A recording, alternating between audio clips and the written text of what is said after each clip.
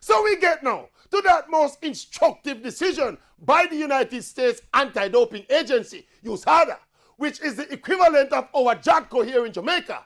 That decision to drop the whereabout violation charges against your top 100-meter sprinter, Christian Coleman, on a slew of technicalities having to do with the dates of the violation and blah, blah, blah. With the long and short of the decision being the U.S. Federation free up Coleman to run at the World Championships. And yes, we know that WADA can overrule USADA and reopen the case, but that is yet to be seen. As it is right now, USA free up Coleman. And you know where we are going with this, right?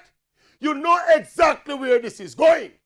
Every other country defend and stand by them athletes except Jamaica.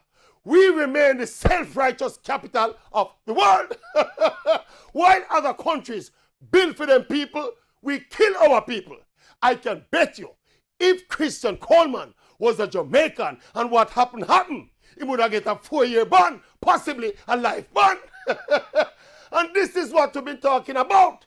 In that dog-eat-dog world of competitive sport, if Jamaicans don't defend Jamaicans, who are going to defend me? You must know on yourself.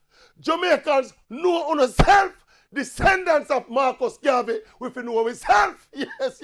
Tell me something. When Brianna Williams' case started, when he